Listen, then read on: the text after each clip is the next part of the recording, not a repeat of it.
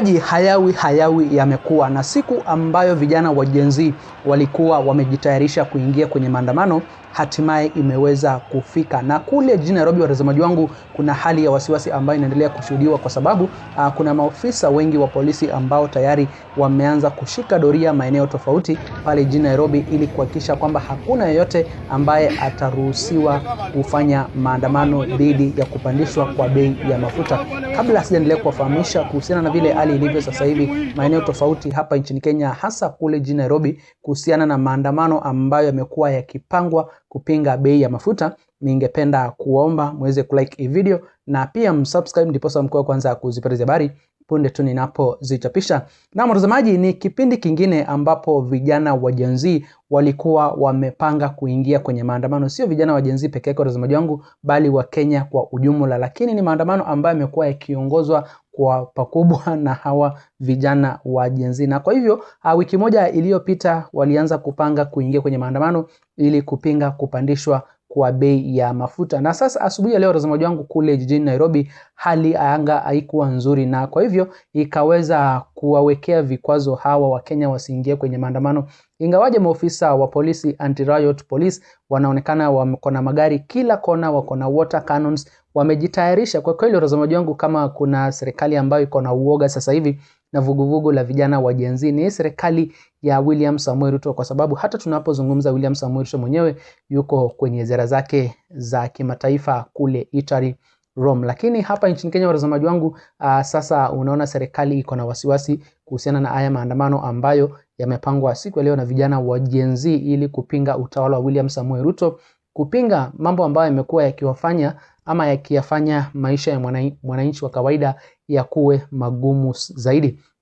Swali kubwa ambalo Wakenya wamekuwa wakijiuliza kuhusiana na haya maandamano ya siku ya leo, je, viongozi ambao wamekuwa wakisema kwamba watajitokeza kama vile Rigathi Gachagua amekuwa akisema kwamba atasupport vijana wa Gen Z, watapanga maandamano, wako wapi? Kwa sababu hiki ndio kipindi ambacho vijana wa Gen Z wanawahitaji viongozi wa upinzani.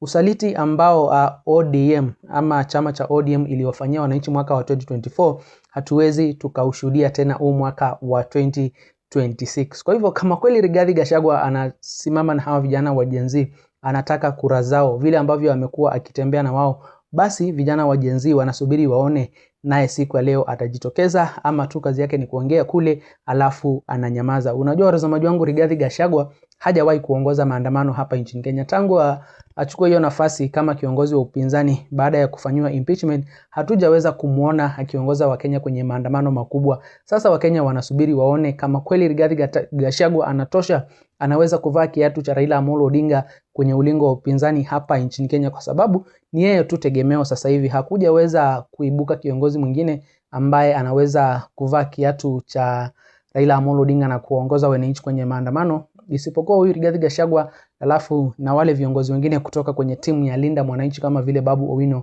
na Edwin Sifuna. Je, hawa viongozi wataungana na Wakenya wengine? Kwa sababu sasa hivi kule jijini Nairobi hali ya anga imeanza kuwa shwari, anga imeanza kufunguka, na kwa hivyo tunaendelea kusubiri tuone kama Wakenya watajitokeza. Ingawaje sasa hivi shughuli za usafiri zinaendelea kama kawaida, biashara zinaendelea kama kawaida, hakuna hata makundi ambayo yameonekana kutatiza shughuli za usafiri ama biashara kule jijini Nairobi. Kwani wananchi walipanga alafu wakaogopa, ama bado tu watajitokeza kwa sababu bado ni mapema?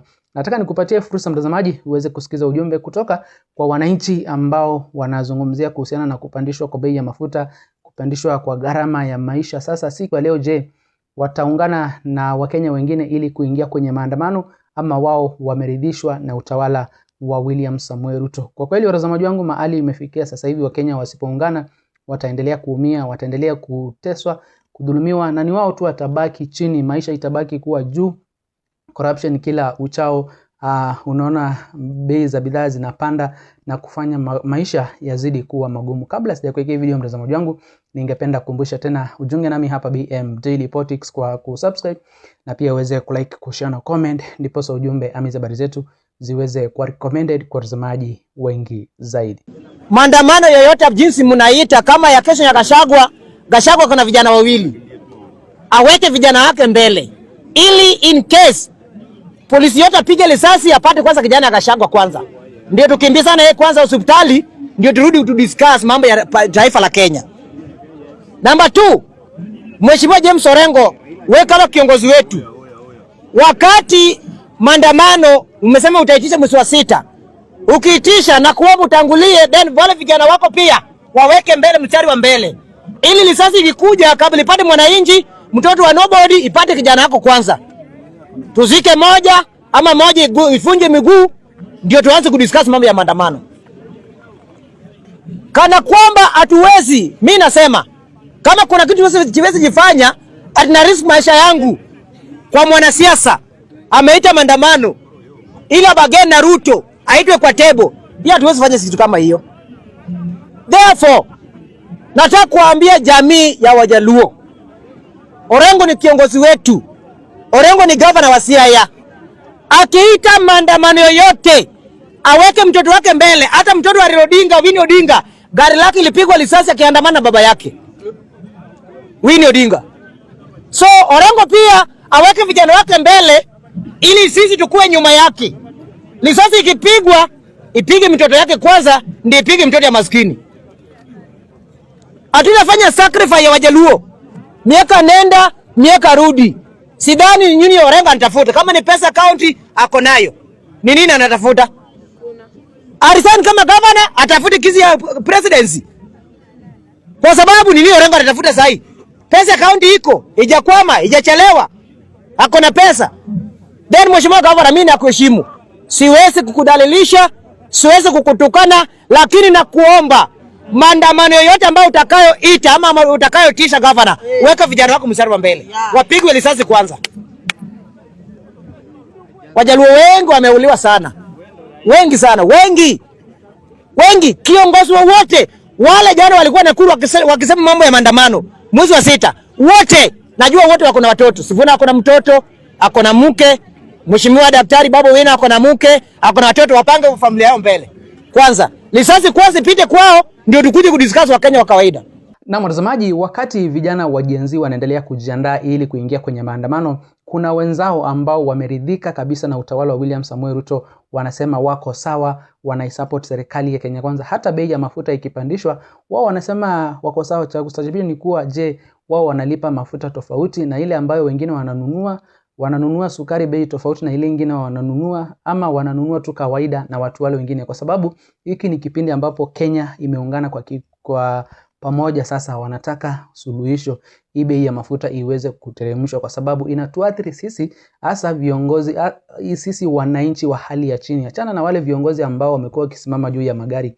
Hao maisha yao yanaweza kuishi kivyovyote hata mafuta ifikishwe 1000. Lakini je, wewe Mkenya wa kawaida hapa chini, yule una hustle kila siku, kweli unakubali mambo ya bei kae hapo ilipo kwa sababu kuna support serikali ya Kenya Kwanza? Kwa sababu kule jijini Nairobi siku ya leo, watazamaji wangu, kuna tarajiwa makundi tofauti. Nimekwambia kuna wale ambao watakuja kwenye maandamano wakuje kuvuruga maandamano ya amani. Kuna wale watakuja kwenye maandamano kuja kupora. Kuna wale watakuja kuvunja duka za wenyewe. Lakini sasa hivi kule jijini Nairobi hali bado imetulia.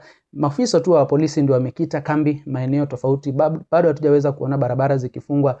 Hatujui kama waandamanaji wataingia ama hii maandamano ilikuwa imepangwa tu kule mitandao ya kijamii, lakini ground unapata ya kwamba hakuna mtu ambaye anashughulika, kila mtu aliamkia kwenda kazi. Wewe mtazamaji wangu, kama uko kule jijini Nairobi, hebu niachie maoni yako hapo kwenye eneo la comment section. Vile hali ilivyo sasa hivi, je, watu wameanza kujitokeza kwenye maandamano? Na wewe Mkenya ambao ulikuwa pale jijini Nairobi, ulikuwa umepanga kuingia kwenye maandamano ili kupinga bei ya mafuta? Niachia maoni yako hapo kwenye eneo la comment mtazamaji wangu. Na kabla sijatamatisha, ningependa kukumbusha tena ujiunge nami hapa BM Daily Politics kwa kusubscribe, na pia uweze kulike, kushare na comment, ndipo ujumbe ama hizo habari zetu ziweze kuwa recommended kwa watazamaji wengi zaidi. Msana mbali watazamaji, nitakuwa narejea hivi punde na mengi zaidi ya kuwafahamisha.